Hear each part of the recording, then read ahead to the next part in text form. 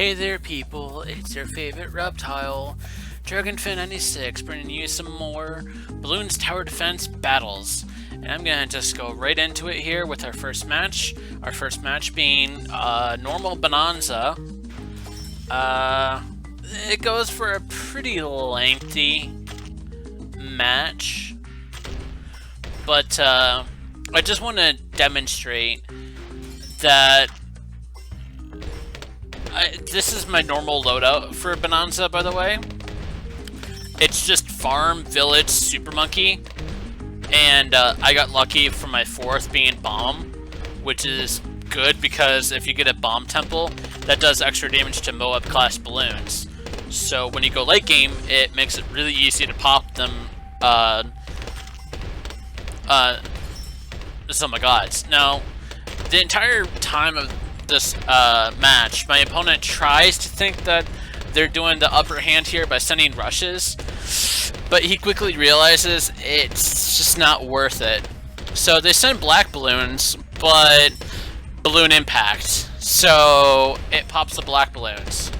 Right here, since he only has one wizard, I just send spaced pinks and spaced blacks because one wizard can't pop either one of them fast enough. So he gets up a heli, which is fine. But meanwhile, I'm just sitting here, chilling, having a grand old time. And I'm gonna just highlight a couple of things here. Now,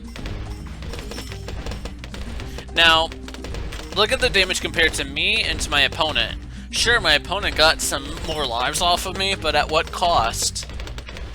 At what cost? Because, I mean, I knew from the start that they're going to get an Apache because they're expecting a counter at any given time. They're expecting a counter. And when you have heli, it's an automatic, yeah, I'm not going to rush you round 13. I can just tell you that right now. Now right here, I don't know why my opponent thought that they would send Camo Regen Lead, or Camo Regen Rainbow. Like, did they not see the village? Like, and then what's worse is that they continue to send camos after the fact that they knew that I had camo detection. Like, I mean, did you not see the village? And I don't know. I don't know what was going on, but, you know. So right here, I kind of struggle a little bit with temple placement because Space Station really isn't that good of a temple map, or at least a late game map for that. Again, they send more camo pinks. Like, I mean, come on. Like, maybe they could have forgotten to untoggle the camo and regen buttons, but, I mean, it's just a waste of eco when you do that.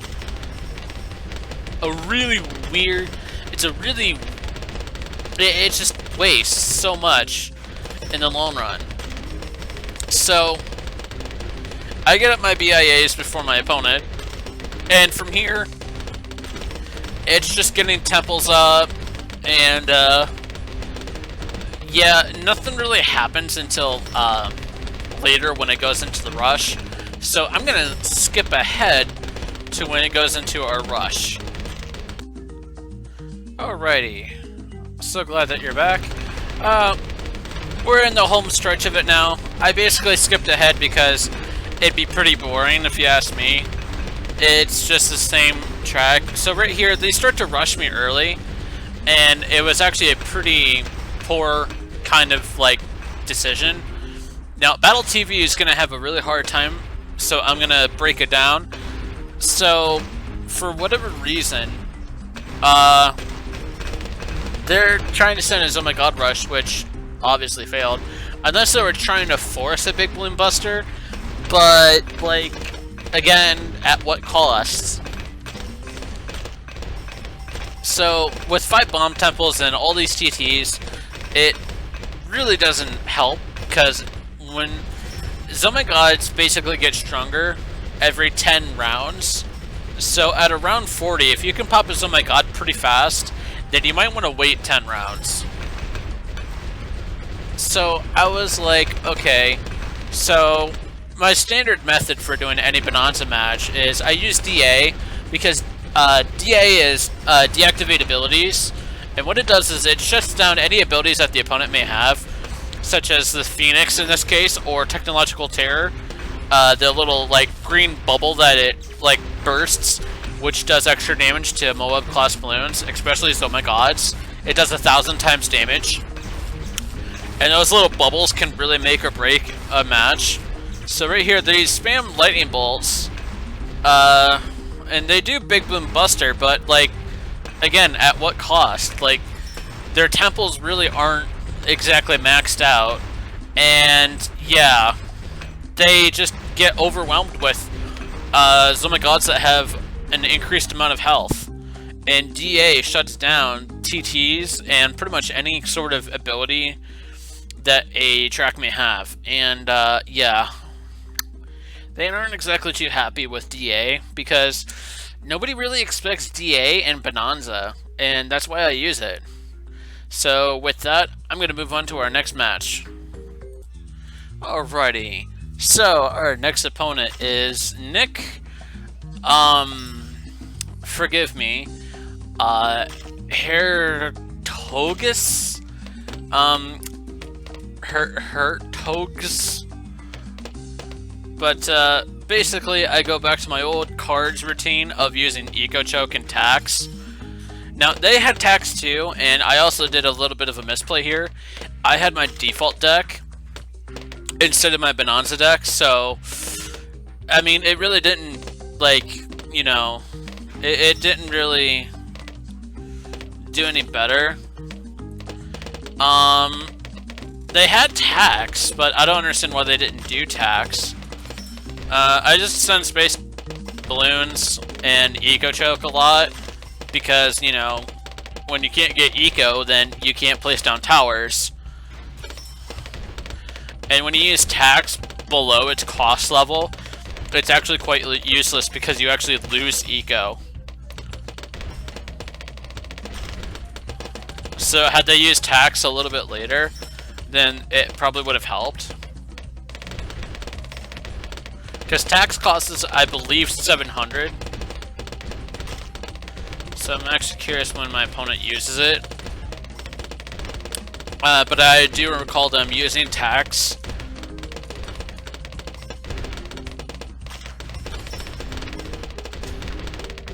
Here's where they use Tax. Okay. So Tax is now actually really efficient because now they get a 300 profit from that each time that Tax is used.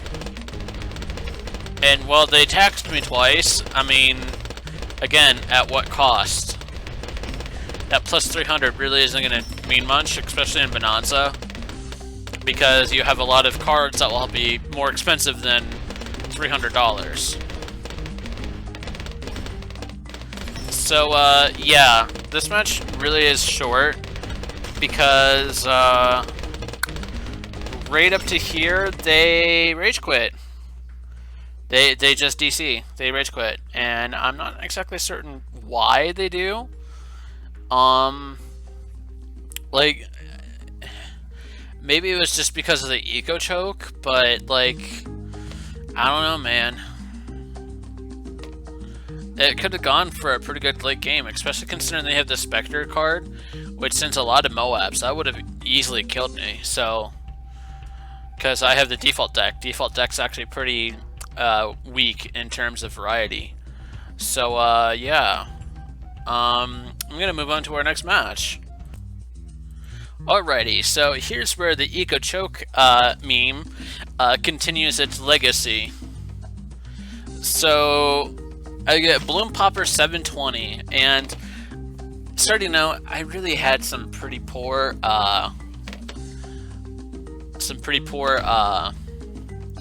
card choices. And right here, I Eco Choke and then Kidnap to try straining them out of like getting anything useful.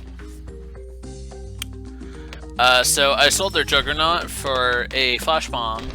Meanwhile, I was kind of stuck with the 2-2 Ninja for quite a while because I had my Bonanza deck, and the closest thing I can get is a 2-2 Ninja.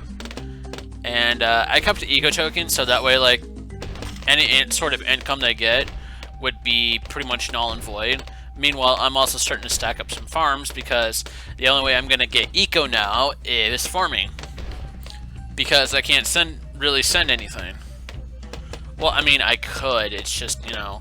So right here, I'm fishing for another farm card, but I get tax instead. So I was like, alright, well, I might as well use tax eco choke because, you know, that isn't broken or anything. Now, I know tax, I said that in the last one that tax would make it so I'd lose profits. But to be honest, tax can have a multitude of reasons. And especially in Bonanza where you have money to burn, it really wouldn't matter. But when it's early game, it can matter. Especially when it's not Bonanza and you do this strategy. So right here, the Sun Space Pinks. I was like, alright, well, I might as well get something other than this ninja because this ninja's getting overwhelmed already by pinks. So I just Maelstrommed. And then I just kind of kept the Maelstrom there because I figured it would be useful since it can impact my opponent's balloons. So I send a lot of greens. Just a lot of greens and yellows. And I happen to get the kidnap card next. So I kidnapped his wizard. So that way he would kind of like, you know, struggle a little bit. But not too much. He sends another amount of greens. I do another tax and Maelstrom. Here's where tax actually gives me a profit a little bit. So I get a little bit more defenses now with just the wizard. And I believe I trade out the ninja for a balloon jitsu. Yep.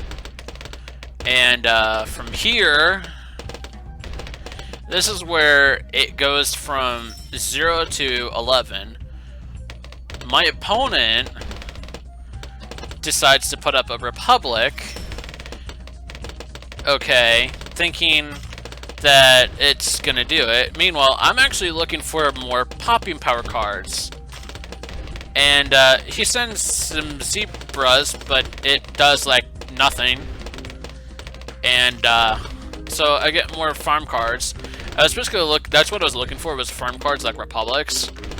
So he didn't bother to collect the bananas, and the moment I kidnapped this Republic, and then sent some zebras, they rage quit. And I kind of don't blame them, because when you don't have 100 wins on cards, this is what it will feel like. And we all got to go through this. But when you don't get 100 wins and you go through this, this is what it would be like, where you just become one-sided and it becomes hard, really hard. And this is why cards isn't really too liked. It's because of the power cards. They're so broken. They should have like some kind of nerf to where you can only have so many power cards, and once the power card is used, you don't pull that in the deck again. It just pulls a duplicate card, or just another card at random in the library. And once all cards have been pulled, okay, then it will refresh the power cards. But to do it like that, I mean, because that's what some card games would actually do, is once your card is depleted, then, you know, you're kind of screwed. A deflation kind of thing would be probably better. But moving on to our next card game, because the rest of these matches are cards. Alright, so we're going to continue our legacy with Eco Choke. My power loadout is actually Big Bloom Buster, Eco Choke, Lightning Bolt. It's a nice good wide coverage for cards, because even though you can have Chain Lightning and Juggerlanche, having a power card for it also can provide some quite useful sources, especially when you don't pull a power card that has track abilities. In my instance, I was kind of unfortunate to get that. I was actually pretty unfortunate in getting a pretty poor startup until I got a 2-2 ninja. But right here, my opponent plays actually a pretty good start by sending a lot of blues, and I mean a lot of blues. So I eco choke them while I deal with this, and the ninja really doesn't help out too much, so I just kind of am forced to use lightning bolt. I mean, I could probably have tanked those lives, but I really didn't want to take a chance because that could probably affect me late game if it did go late game, but it really didn't, so it was playing a 50-50. So over here I get tax, so I was like, alright, well I'm gonna just do tax, eco choke again, like always. So I do tax, kidnap, eco choke, because that will starve them out of so many resources. Because not only do they get no income for at least 18 seconds, and they have no towers, the only thing they have is what's being sold. So they sold my ninja, but they didn't sell the reactor. Had they sold the reactor or one of my farms, that could have actually done something. But they didn't. So, yeah. My other thing that I am kind of concerned about is why my opponent never decided to use Maelstrom for any of the rushes I sent. Even though the rush I do send is camo, because they have a pretty poor camo detection. Because I just took away their only camo, then they get a Dragon Flame. But then that Dragon Flame regens all those regens, and yeah. And yeah, they weren't exactly happy. And again, like I said, I don't blame them. Eco choke, tax, and knock, kidnap is pretty broken. So, yeah, I'm going to move on to our final match of the day. Alright, here's our final match of the day, and this match is actually quite special, so I'm not going to fast forward it. I'm going to play it in real time. So, right here, I should probably mention this before I get started. This opponent that I'm facing is a very high-skilled player. They had 18.4 million medallions, and I normally don't fight or get queued with someone that high unless I'm playing Moab Pit or BFB Coliseum. This turns out to be a Bonanza match and Yellow Coliseum and cards where hardly no one plays. So the odds of having a highly skilled player, or at least a player that has this amount of medallions, is actually pretty low, but not like 0%.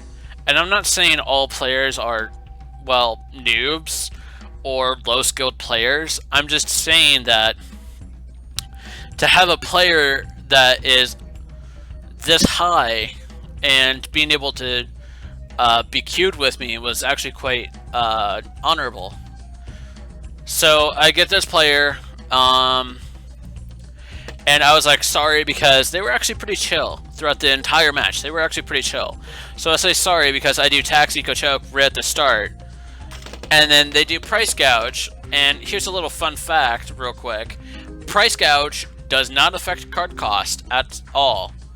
Price gouge is actually completely useless in card battles. Now, had this been a normal match, then yes, I would have been dead a long time ago.